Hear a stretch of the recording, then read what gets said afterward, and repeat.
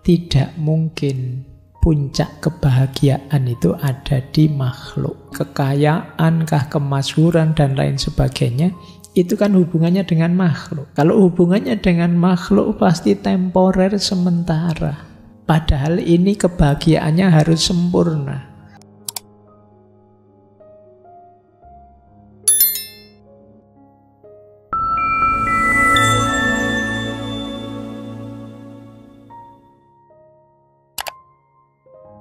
Assalamualaikum warahmatullahi wabarakatuh. Bismillahirrahmanirrahim. Kata Thomas Aquinas, kebahagiaan sempurna juga tidak setara dengan kebajikan moral saja. Jadi tidak terletak pada perbuatan moral atau kebijaksanaan etis. Kenapa? Karena moralitas itu belum puncaknya kebahagiaan. Buktinya apa? Masih ada tujuan selanjutnya. Misalnya, moral berani. Kalau perang kita harus berani. Ini kan moralnya berani, tapi itu kan ada tujuannya. Kenapa harus berani? Biar kita menang. Kalau kita menang, hidup damai. Berarti ada lanjutannya. Kenapa kalau damai? Loh, kalau damai kan kita bisa bahagia, baru bahagia. Jadi moralnya belum. Kita jujur misalnya, kenapa harus jujur? Ya biar segalanya jernih, Pak. Kalau sudah jernih kita akan nyaman, Pak. Kalau sudah nyaman kita bisa bahagia. Oh, berarti tadi jujur itu belum finalnya. Finalnya adalah bahagia. Kita harus adil, Pak. Kenapa harus adil? Ya biar hidup ini tercapai kerukunan, kesetaraan, perdamaian. Kalau sudah rukun, sudah setara, sudah damai, baru terus kita bisa nyaman meraih kebahagiaan. Ini berarti semuanya masih belum final. Bukan berarti salah, cuma belum sampai pada target yang terakhir. Kebajikan moral belum memberikan kebahagiaan yang tertinggi. Jadi sampai di titik ini kita belum ketemu yang tertingginya. Masih dicari lagi. Terus ada lagi, ini terjemahan langsung ya. Kebahagiaan sempurna itu tidak juga dalam perbuatan arif. Ada yang namanya arif di sini. Ini perbuatan yang bijaksana. Jadi perbuatan yang kita lakukan biasanya isinya kebajikan-kebajikan. Kalau tadi kan moral, kalau ini praktis. Apa yang harus kita lakukan kalau teman kita sakit? Nah, itu kebajikan moral. Apa yang harus kita lakukan kalau banyak yang ngantuk malam hari ini? Itu kebajikan moral. Oh, ngajinya dipercepat saja, Pak. Oh ya bagus. Nah, ini namanya kebajikan moral. Nah, itu termasuk perbuatannya arif tadi. Nah, perbuatan arif, kebajikan moral itu pun belum puncaknya kebahagiaan. Kenapa? Ya karena ini perbuatan yang masih tergantung situasi. Jadi masih bijaksana itu kan tergantung situasi. Yo, kalau situasinya pas kita yang baik begini. Kalau tidak pas kita ganti saja seperti ini. Jadi masih belum final. Kalau final itu pasti baik sudah. Tidak berubah-ubah. Kalau masih berubah-ubah berarti ya masih belum. Ini masih practical knowledge, berhubungan dengan praksis. Ternyata belum ketemu. Kita lanjutkan. Apakah puncaknya bahagia itu kreativitas?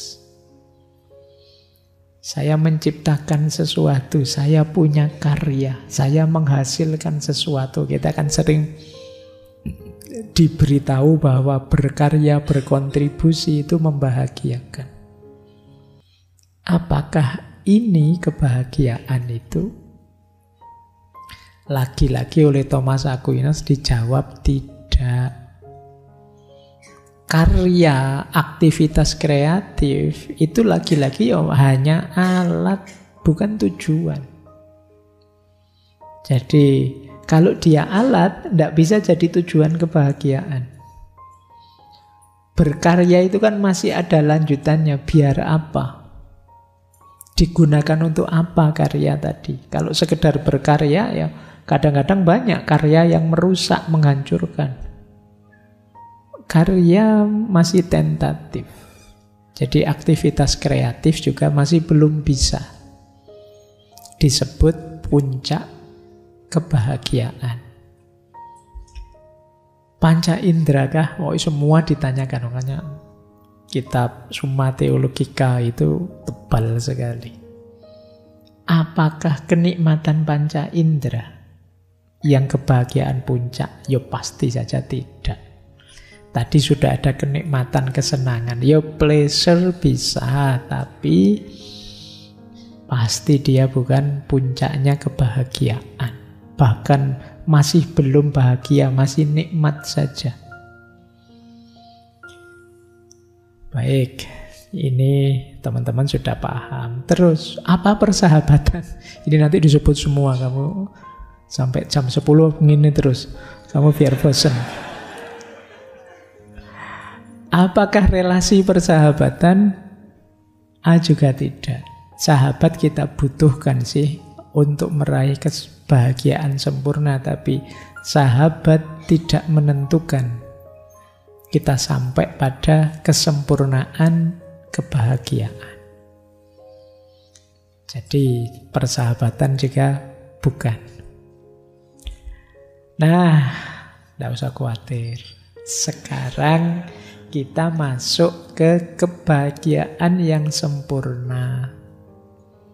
Apa sih kebahagiaan yang sempurna, yang tertinggi? Kok tadi semuanya ditolak? Menurut Thomas Aquinas, kebahagiaan sempurna itu visio beatifica. Ini kalau diterjemahkan letterlek, penglihatan, vision yang penuh kebahagiaan. Jadi istilahnya menarik, beliau pakai vision. Makanya tadi saya setarakan, mungkin ini setara kalau dalam tasawuf, puncaknya makom namanya makrifat.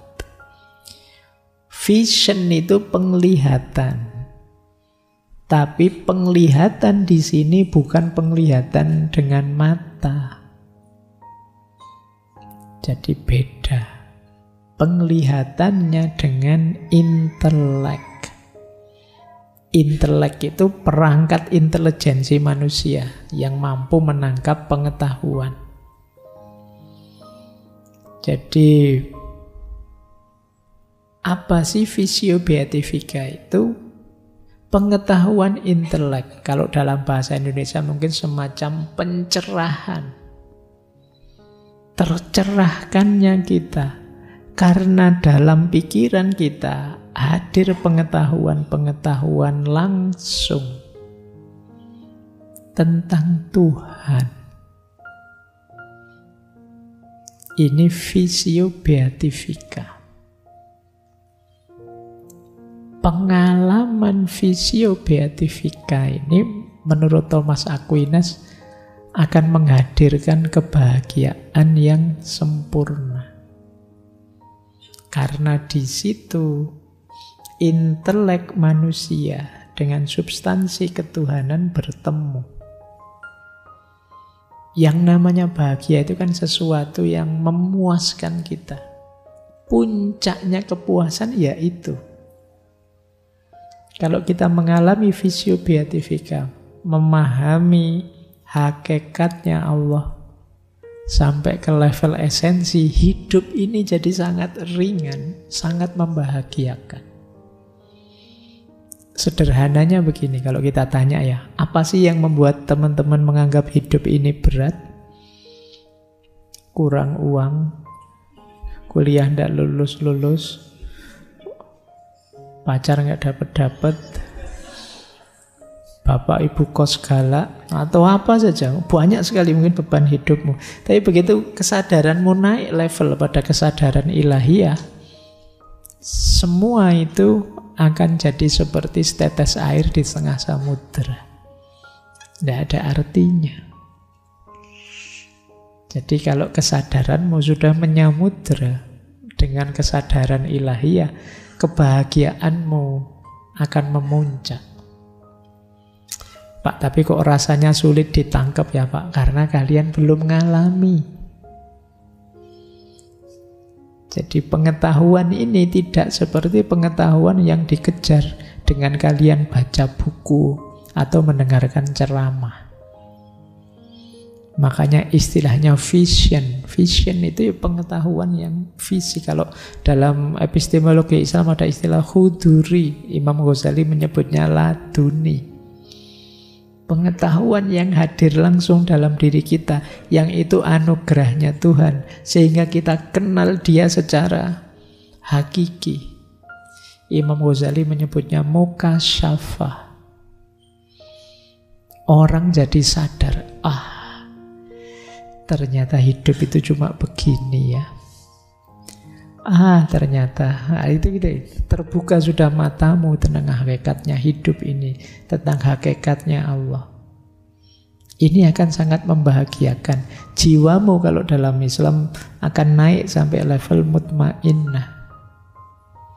Tidak ada lagi yang bisa menggelisahkanmu, tidak ada lagi yang bisa menggalaukanmu, pengalaman apapun, karena kamu sudah paham hakikatnya hidup ini, yang diawali dari kefahamanmu tentang Allah. Begitu kamu sadar Allah dengan segala macam sifat-sifatnya, segala macam yang dilakukan Allah untuk kita, hubungan kita dengan Allah, kita akan langsung nyaman. Apa sih yang menggelisahkanku selama ini? Hanya masalah-masalah kecil, itu tidak berarti. Ada yang lebih hakiki. Itulah yang disebut visio beatifika. Penglihatan penuh kebahagiaan. Nah, ini memang di luar jangkauan pikiranmu karena kalian belum mengalami. Atau Mas Aquinas dalam riwayat hidup beliau beberapa kali mengalami ini sehingga merasa sampai beliau nanti disebut orang suci. Inilah kebahagiaan yang sempurna. Kita lanjutkan ya teori-teorinya tentang visio beatifika.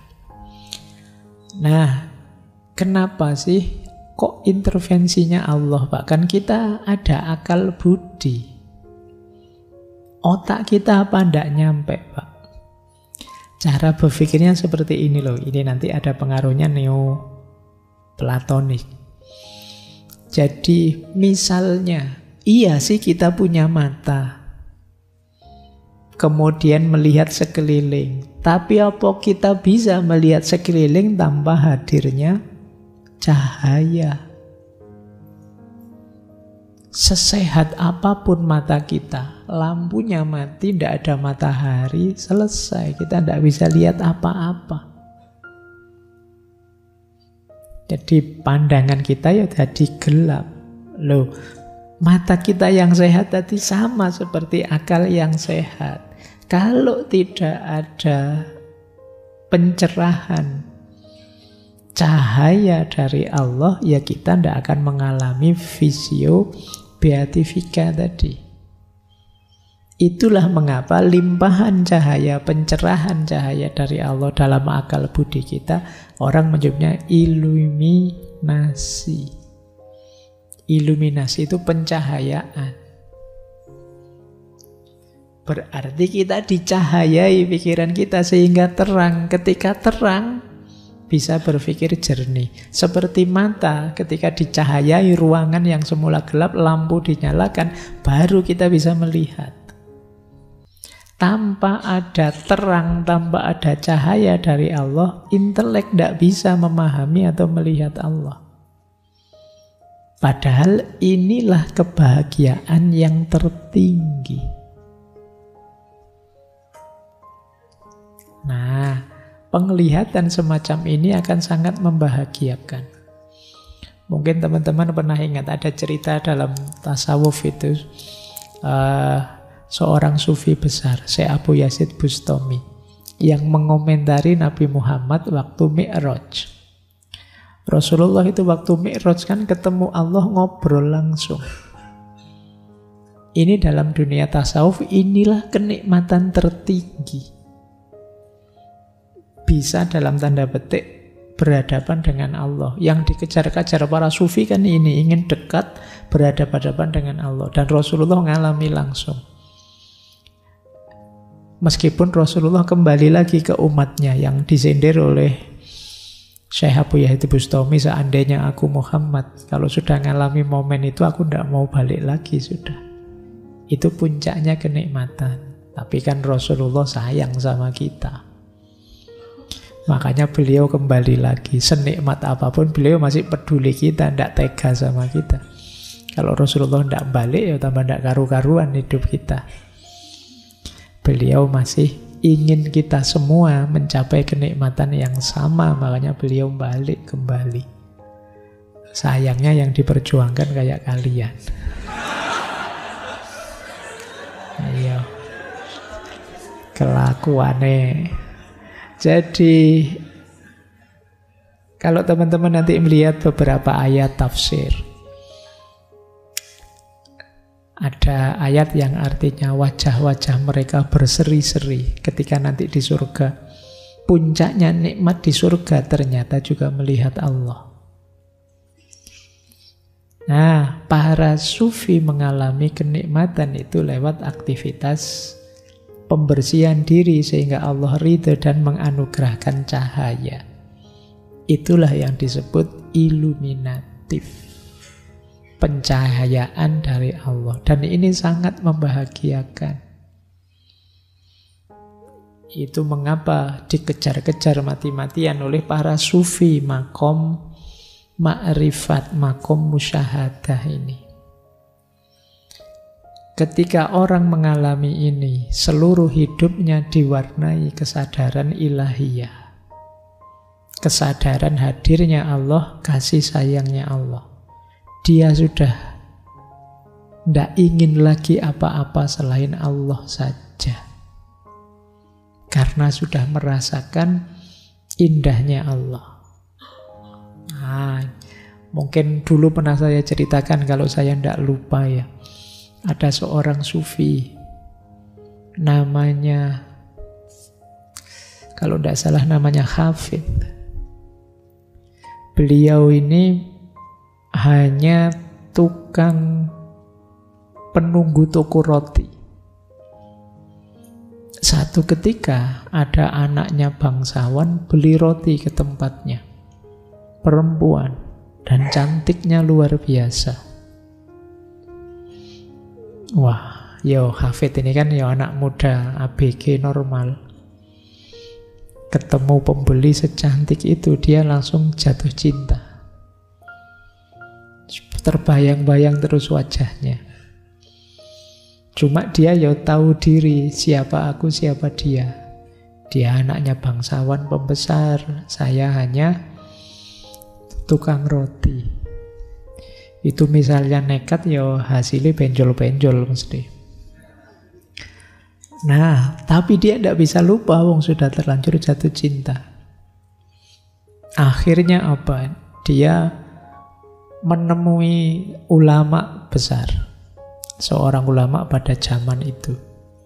Dia mengadu pada ulama ini, wahai Syekh, saya itu jatuh cinta, terbayang-bayang terus, tidak bisa hidup kalau tanpa dia.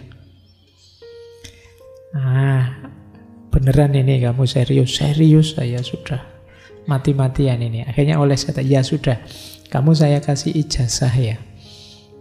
Ijazah, jangan dibayangkan ijazah kayak di kampus-kampus itu. Jadi dia dikasih amalan, amalkan doa ini, pokoknya amal ibadah ini setiap malam selama 40 hari berturut-turut. Nanti di malam ke-40 ada malaikat yang datang padamu. Ketika malaikat ini datang, kamu sampaikan kepentinganmu apa, nanti akan dibantu oleh dia. Wah, Hafid ini karena saking jatuh cintanya mengamalkan itu.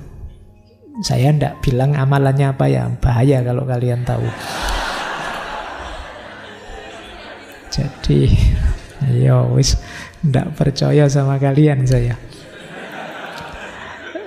Jadi 40 hari penuh dia mengamalkan itu, dan benar di malam ke-40 didatangi dia oleh seorang malaikat. Yang malaikatnya itu tanya, wahai Hafid, Allah meridhoi kesungguhanmu melakukan wirid, melakukan ibadah malam hari. Apa yang kamu minta? Hafid ini begitu melihat malaikat tadi, betapa indahnya malaikat tadi dalam pandangannya Hafid. Di pikirannya Hafid, kalau utusannya saja seindah ini, apalagi yang mengutus. Wah, saking terpesonanya oleh malaikat tadi, Hafid terus bilang, saya ingin Allah saja. Nah, ya sudah, karena dia mintanya Allah, oleh malaikat dijawab, oke, kalau begitu besok kamu temui seorang ulama namanya Syekh At-Tor. Kamu temui beliau, berguru pada beliau, kamu akan dapat Allah. Ya, dan beneran besok paginya beliau ketemu Syekh At-Tor dan diangkat jadi murid. Pada akhirnya dia jadi sufi besar.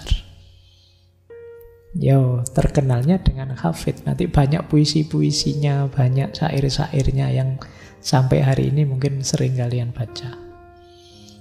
Nah, indahnya melihat malaikatnya saja sudah mengalami ekstase, merasakan puncak kenikmatan, apalagi ketemu langsung, berhadapan dengan Allahnya, mendapat vision, pencerahan langsung dari Allah. Itu pasti jauh lebih membahagiakan.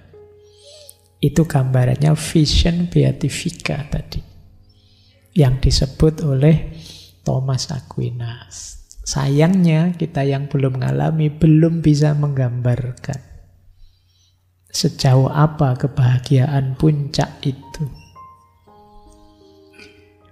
Oke ya, yo pelan-pelan siapa tahu nanti Allah ridho bantu kita untuk bisa mengenali dia. Ada cahaya serba sedikit yang dipancarkan pada kita. Saya lanjutkan. Kenapa sih kok vision tadi dipersepsi sebagai puncak? Karena tidak mungkin puncak kebahagiaan itu ada di makhluk. Semua tadi, kekayaan, kemasyhuran, dan lain sebagainya, itu kan hubungannya dengan makhluk. Kalau hubungannya dengan makhluk pasti temporer, sementara. Padahal ini kebahagiaannya harus sempurna. Berarti kebahagiaan yang sempurna itu ya adanya berhubungan dengan Kholiknya, penciptanya. Yang namanya kebahagiaan sempurna pasti dia harus universal. Baik terus, bahagia terus, nikmat terus. Dan ini tidak mungkin kita temukan di luar Tuhan, di luar Allah. Itulah mengapa kebahagiaan puncak pasti berhubungan dengan Allah. Jadi mengalami vision beatifica itu mengalami bahagia level Allah.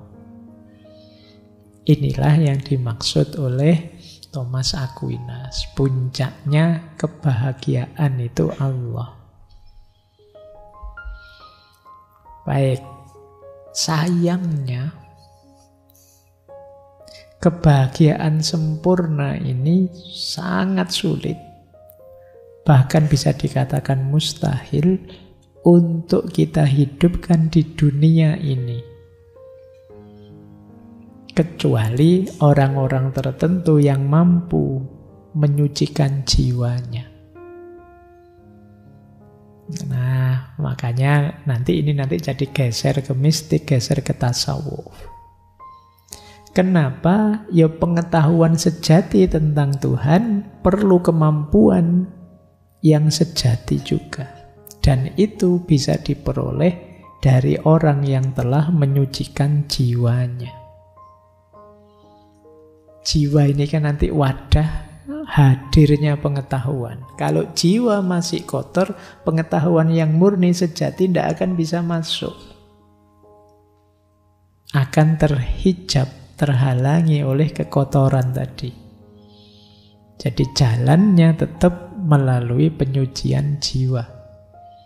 Meskipun jenisnya pengetahuan, pemahaman kita tentang Allah, tetap kita perlu menyucikan jiwa. Jalur-jalur sufistik, jalur-jalur tazkiyatun nafas kalau dalam Islam itu ya setara dengan ini, melalui menyucikan jiwa. Penjernihan hati. Kuncinya ada di sini.